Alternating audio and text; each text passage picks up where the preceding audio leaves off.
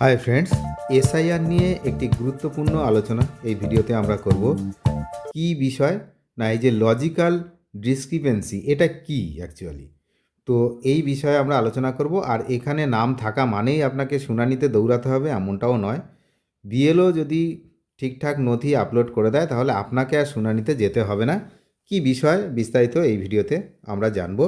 এবং একটা লিস্ট কিন্তু প্রকাশ করা হয়েছে যে কাদেরকে শুনানিতে যেতে হবে, তেমন একটা লিস্ট কিন্তু প্রকাশ করা হয়েছে। তা শুনানিতে যাদের নাম রয়েছে তাদের প্রত্যেককেই যে শুনানিতে যেতে হবে এমন বিষয় কিন্তু নয়। নির্বাচন কমিশন এই যে ভোটার তালিকা সংশোধনের কাজে জোর দিয়েছে, আপনারা জানেন দীর্ঘদিন ধরে চলছে আমাদের রাজ্যে এসআইআর।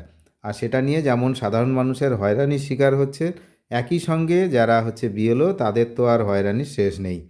এক এক দিন এক এক রকম নতুন নতুন নিয়ম দিচ্ছে নির্বাচন কমিশন, আর সেইগুলো নিয়ে ছোটাছুটি শুরু হচ্ছে। তো যাই হোক, এই যে লজিক্যাল ডিসক্রিপেন্সি, এটা হচ্ছে চিহ্নিত করা হয়েছে কি না একটা অটোমেটিক প্রসেসে। অর্থাৎ নির্বাচন কমিশন একটা অটোমেটিক প্রসেসে, একটা স্বয়ংক্রিয় প্রসেসে এদের কিছু কিছু লোকের নাম ধরা পড়েছে। সেখানে কি বিষয়ে ধরা পড়েছে, কাদের কাদের নাম ধরা পড়েছে, সেটা কিন্তু আমরা জানবো যে কি সমস্যা থাকলে তাদের নাম এই লিস্টে থাকতে পারে এবং তাদের শুনানির জন্য ডাকা হতে পারে। কিন্তু কাদের আসলে শুনানিতে যেতে হবে এবং কাদের নথি যাচাই বা ভেরিফিকেশান ইতিমধ্যে সম্পন্ন হয়েছে তা নিয়ে কিন্তু সাধারণ মানুষের মধ্যে ধোঁয়াশা তৈরি হয়েছে। তো নির্বাচন কমিশনের নির্দেশ অনুযায়ী এটা কিন্তু পুরো প্রক্রিয়াটি কিভাবে কাজ করছে, তো সেটা কিন্তু আমরা একটু জানব। সবথেকে সহজ ভাষায় যদি বলা যায় তাহলে ভোটার ডেটাবেসে তথ্যের কোনো অসঙ্গতি বা অস্বাভাবিকতা থাকলে তাকে এই লজিক্যাল ডিসক্রিপেন্সি বলা হয়। নির্বাচন কমিশনের সফটওয়্যার স্বয়ংক্রিয়ভাবে নির্দিষ্ট কিছু লজিক বা যুক্তির ভিত্তিতে এই ভুলগুলো ধরে ফেলে। মূলত চারটি প্রধান কারণে একজন ভোটারের নাম এই সন্দেহের তালিকায় আসতে পারে। তাহলে চারটি প্রধান কারণ কি? প্রথম কারণ হচ্ছে পারিবারিক লিঙ্কিং এর মানে অধিক্য।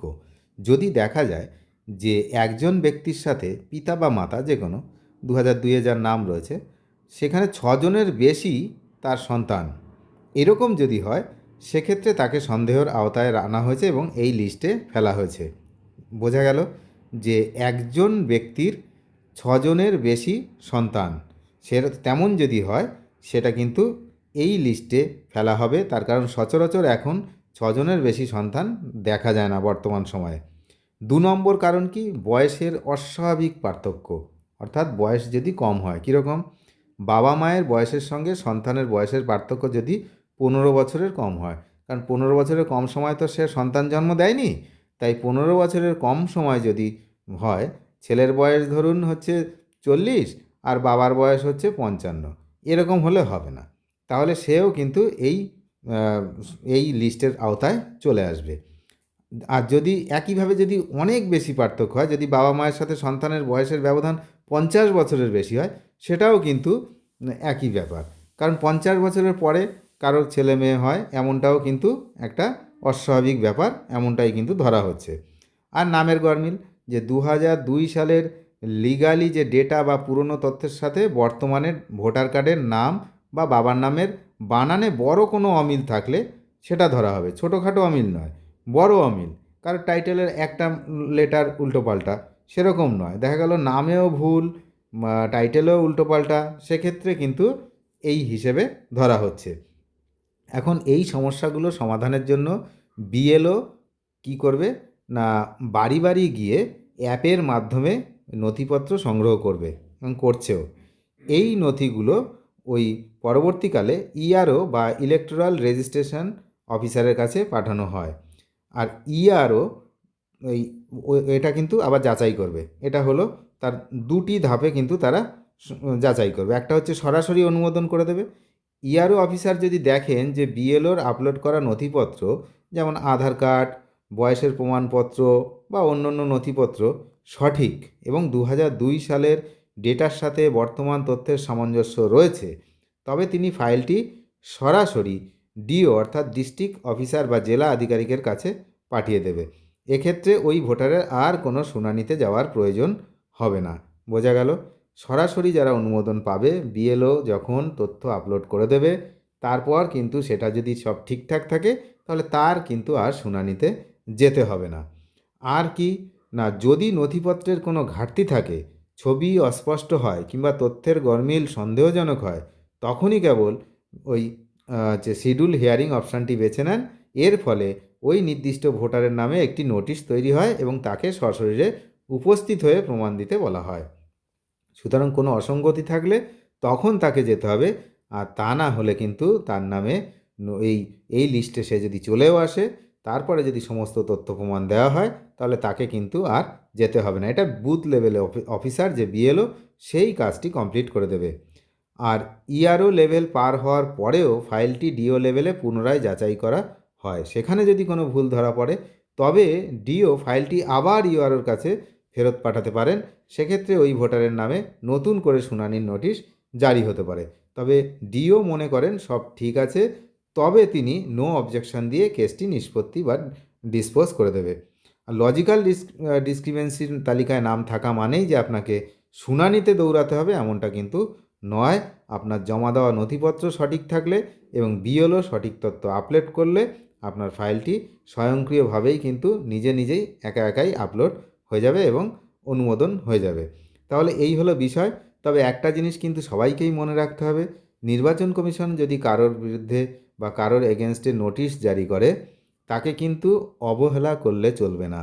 সে যদি ওই নোটিশের যথাযথ সময়ে যথাযথ জায়গায় উপস্থিত না হয়, তাহলে কিন্তু তার নামটি অটোমেটিকভাবেই তারা অ্যাবসেন্ট বলে তাকে কিন্তু বাদ দিয়ে দেবে লিস্ট থেকে, ভোটার লিস্ট থেকে।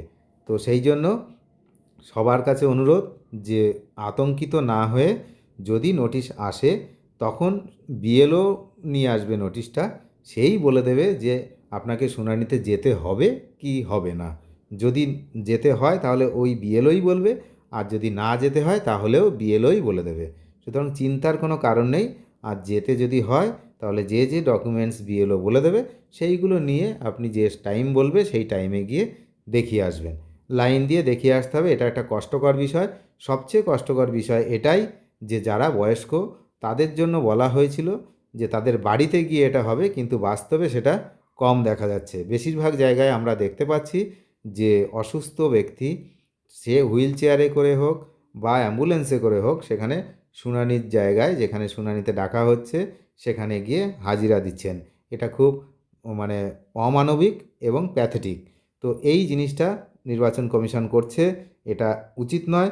যদি এরকম দুই একটা করেছে, আর যাতে না হয় সেই আবেদনই আমরা সবাই করছি যে বয়স্কদের যারা 85 বছর বয়স, 80 বছর বয়স, তো তাদের আবার তারা কেন আবার এই কষ্ট করে হিয়ারিংয়ের এখানে আসবে?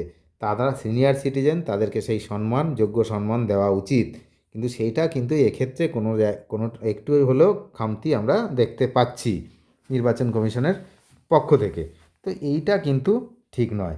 যারা ইয়াং তারা অনেক সময় গিয়ে লাইন দিয়ে দাঁড়ালো, 4 ঘন্টা লাইন দিল, 2 ঘন্টা লাইন দিল, আলাদা ব্যাপার। কিন্তু একটা 85 বছরের বয়স্ক বৃদ্ধ বা বৃদ্ধা, তিনি অত সময় লাইনে থাকবেন? এটা কি ঠিক? আর যদিও তিনি যান, তাহলে উচিত হবে ওনাকে আগে ওনার ব্যবস্থাটা করে ওনাকে বাড়ি পাঠিয়ে দেওয়া। তা না হলে কিন্তু এই বিষয়টা খুবই বাজে দেখাচ্ছে যে এত বয়স্ক লোক তারাও কিন্তু শুনানির জন্য ওখানে গিয়ে হাজির হচ্ছেন। এটা দেখতে যেমন ভালো লাগছে না, নির্বাচন কমিশন সেই বিষয়টা নজর দিক, এমনটাই সবাই চাইছে।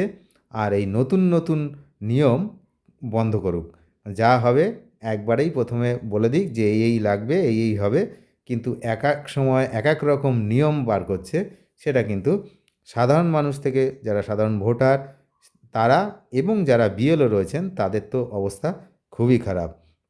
অনেক ধন্যবাদ শেষ পর্যন্ত দেখার জন্য। নিয়মিত আপডেট পেতে চ্যানেলে নতুন হলে অবশ্যই চ্যানেলটিকে সাবস্ক্রাইব করে সঙ্গে থাকবেন। ধন্যবাদ।